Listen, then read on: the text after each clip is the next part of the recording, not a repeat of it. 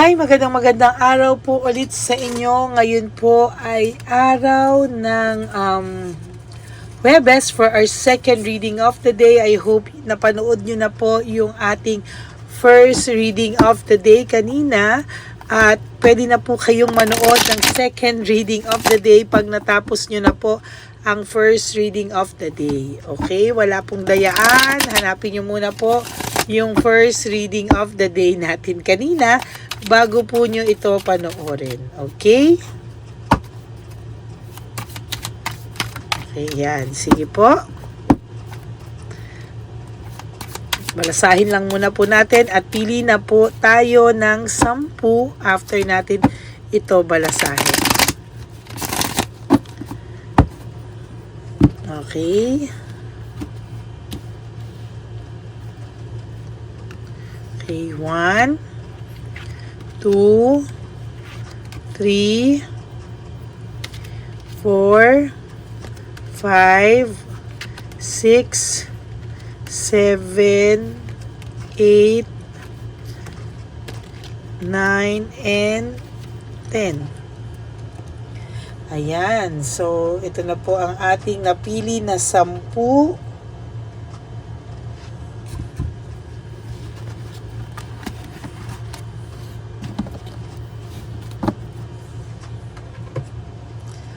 Aha.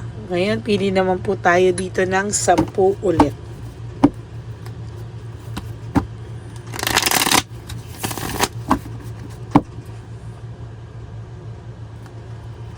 Sige, papakiramdaman ko lang po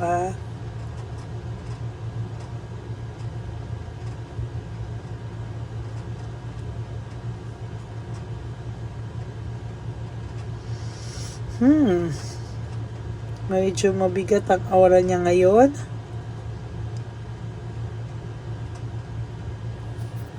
Tingnan natin kung anong makikita natin sa second reading of the day today. Babalasahin ko lang po ito.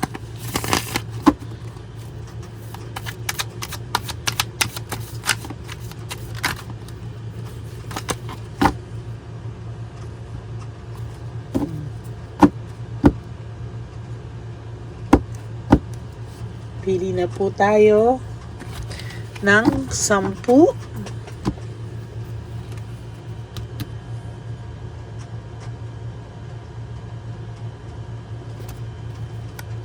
1, 2, 3, 4, 5, 6, 7, 8, 9, and 10.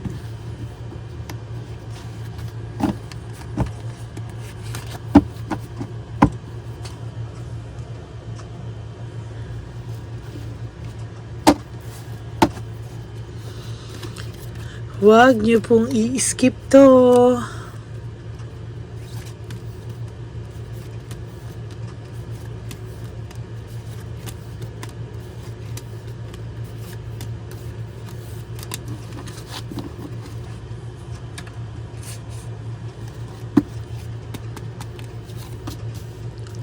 Deception and manipulation, parang ang sinasabi niya po, siya po ang nakarma sa panloloko niya. Ayan.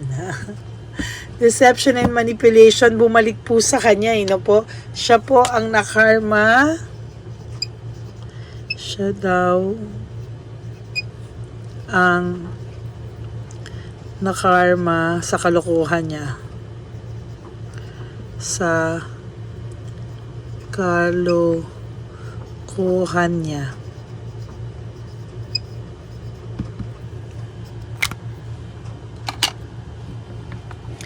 Siya daw ang nakarma sa kalokohan niya, no? Yan, no? So, somehow po, ay totoo po, no? Na kasi may this deception and manipulation, parang minanipulate ka po niya, naloko ka po niya, pero siya po ang nagdadala ngayon ng karma niya, no? Yan, no? Simula po nang naghiwalay kayo, there is this separation at aging family problem or relationship problem. So ngayon po, delayed success sa kanya lahat, no? Balik ng balik po sa kanya, sa totoo lang, bumabalik po ng bumabalik sa kanya lahat. there's panic, no? Nagpapanik po siya. Nag-slow down po talaga, sa totoo lang, nag-slow down po sa kanya yung buhay niya. And I think na nakakaramdam po ito ngayon ng pag-aligaga. So kung nakakaramdam ka ng pagka-aligaga, because naaaligaga din po ang person mo, no? Naaaligaga siya knowing na tingin niya daw po ay nagre-recover ka na. Tingin niya daw po is somehow nagre-recover ka na, and sa totoo lang po, ang nakikita ko po dito ay grabe po yung dinanas mo or sakit na halos ikabaliw mo sa taong ito, no? Ayan, oh. There is this team collaboration, na iisip niya po yung naging samahan nyo. Hindi niya po alam kung paano yung gagawin niya ngayon. Pag namimiss ka po niya, sa totoo lang po, naiisip ka po nitong taong to ngayon, at naiisip niya po yung kanyang mga naging kalokohan sa'yo, no? Sabi niya, huwag ka raw pong mag-alala because dinadala naman niya yung kalokohan niya, no? Siya na po yung nagdadala sa kalokohan niya, and somehow, tinamaan din po siya sa kalokohan niya. Siya na rin po yung mismong, tinamaan na rin po siya ng mismong kalokohan niya, no? Siya na yung kinarma, sa totoo lang, no? Ayaw man po niyang tanggapin, pero alam niya po na tama po, no? Na karma po talaga siya, and hindi niya daw po sukat maisip na pwede palang bumalik sa kanya yung lungkot. Akala niya daw po kasi hindi niya na dadamdamin ang pagkawala mo, okay lang sa kanya yung pagkawala mo, pero so far, ayan, no? Hindi daw talaga, no? Napahamak daw siya talaga dito sa ginawa mo at ginawa niya sa'yo, no? Ang pakiramdam niya po somehow is nahirapan din po siyang mag-let go ngayon sa'yo, no? Pag nakakabalita po ito na may something, nakakabalita ito na somehow yung may mga nanliligaw or na lilink sa'yo, nagsaselos po ito, no? He will always be jealous kahit sino pa po ang taong dumating sa buhay mo. No, palagi po itong magsiselos at hindi po ito mapapanatag, no? Ang pakiramdam niya po is lagi po siyang malulungkot at lagi siya talagang dadatnan ng pagkaaligaga, no? Kasi dala-dala niya po araw-araw yung lungkot.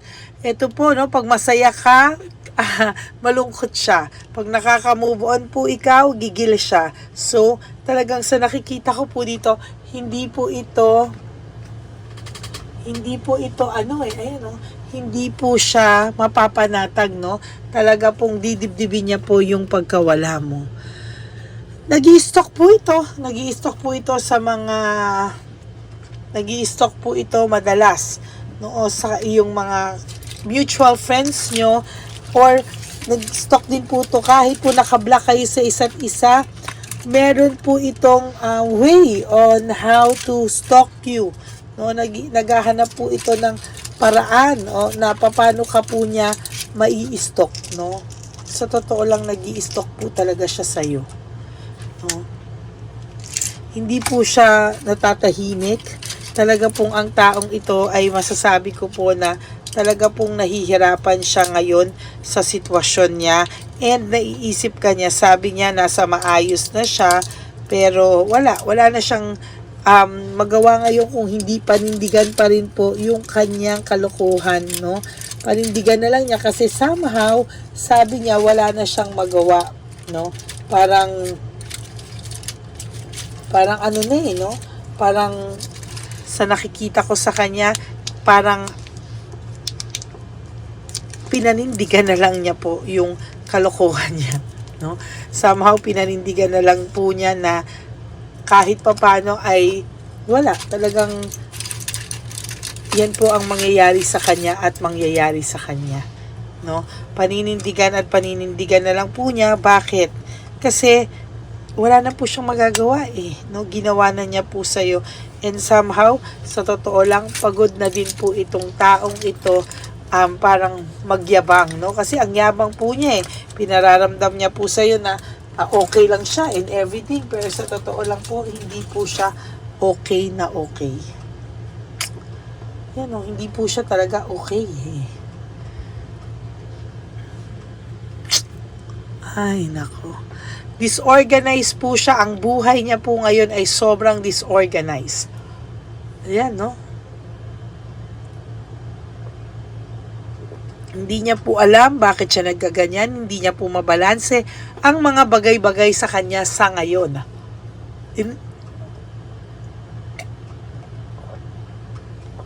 Iniinda niya po eh. Iniinda niya po unti-unti yung pagkawala mo sa buhay niya. Oh. Ayan, oh.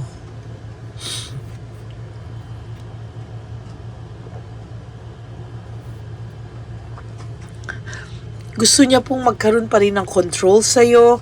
Gusto niya pa po somehow ay hawakan yung control sa'yo, pero hindi niya na po magawa. Feeling niya sobrang fatigue and exhausted po siya sa mga bagay-bagay. Bakit? Hindi ka na po niya makontrol eh. No? Wala na sa kamay niya yung control sa'yo. No? Somehow, gusto niya pong mapatunayan sana na meron pa siyang may dating pa siya sa'yo. Pero ngayon parang hindi niya po maramdaman yan. Ano?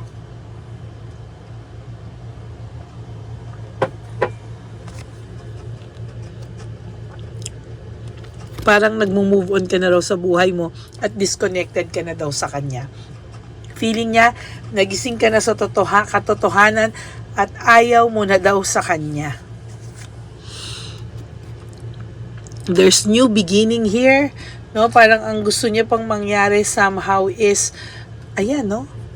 Magkaroon ng bagong buhay na hindi ka maka-move on, hindi ka magkaroon ng bagong buhay, ma-hold ka or ma-stuck ka sa vision yung dalawa. Siya, pinipilit niya mag-move on, hindi niya rin po kaya mag-move on. Ngayon, lahat bumabalik sa kanya. Even the smallest details ngayon ay naiisip niya. Ngayon po, ina-avoid niya lang lahat, no? Minamanage niya lang po lahat ng karma na dumarating sa kanya. And somehow, talagang sa nakikita ko po dito ay, nahulog, no? Sorry po. Sorry, hindi po ako nag-i-edit kasi mawawala po yung energy. So somehow, pasensya na po kayo kung may ganon. No? So, ini-avoid niya lang po lahat ng disaster sa kanya ngayon, lahat ng karma sa kanya ngayon, ina-avoid niya lang po. Kaya somehow, ang taong ito po ay, sa nakikita ko po, ay talagang magulo. No, magulo po talaga ang buhay nito ngayon. Nararamdaman niya pa po, may pagmamahal pa rin siya sa iyo, may longingness pa rin siya sa iyo, pero wala po siyang guts humarap sa iyo. Wala po siyang mukhang maiharap sa iyo. Totoo lang po, kahit po ang feeling mo sa kanya matigas ang mukha, makapalang mukha, may hiya pa rin naman po ito. Yan, no? There's entrapment or self-victimization. Kalokohan niya po yan. Siya po ang gumawa ng sarili niya kalokohan. Siya po ang gumawa ng reason bakit ka naging ganyan sa kanya. And somehow, ayan, siya po ang nakakarma rin sa kalokohang ginawa niya.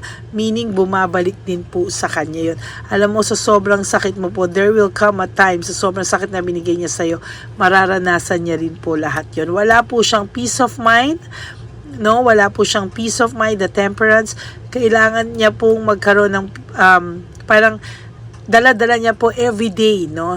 Ang dala-dala niya po everyday yung kanyang dinadalang kalokohan or naging kalokohan sa iyo. Hindi niya rin po mapatawad yung sarili niya, sa totoo lang. There's punishment and excess pride here. Talagang sa nakikita ko, may pride po talaga ito. Sobrang pride, no? At kahit pinapunish na siya, kahit nakakarma na siya, ay talagang pinaninindigan niya pa rin ito. There is carelessness here, yan, no? So meron akong nakikitang carelessness dito, no?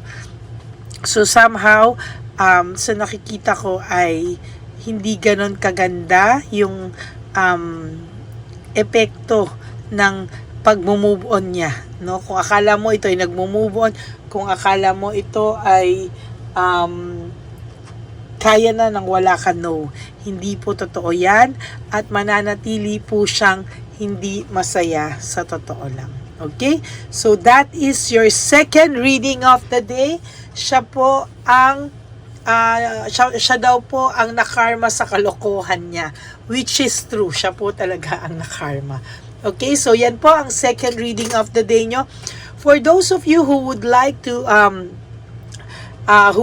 have a private reading with me, you can message me po at Ladyly Elena, that's Ladyly Elena. Nasa dulo po yan ng ating video. Diyan nyo lang po ako makokontak. That's my official and only legit FB account. Okay?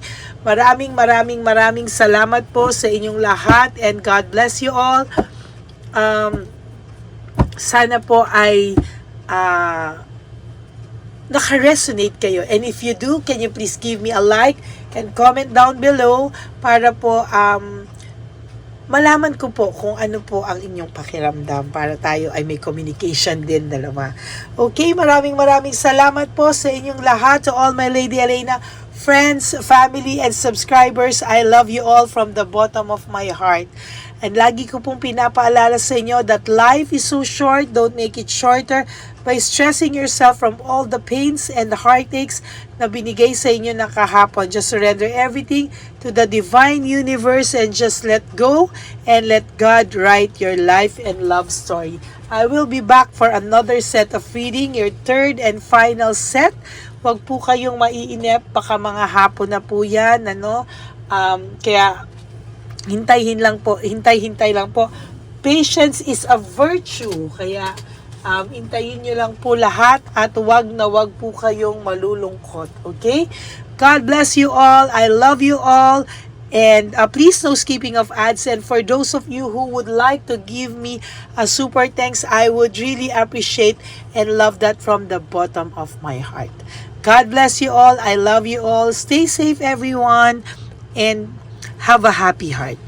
God bless you. Bye.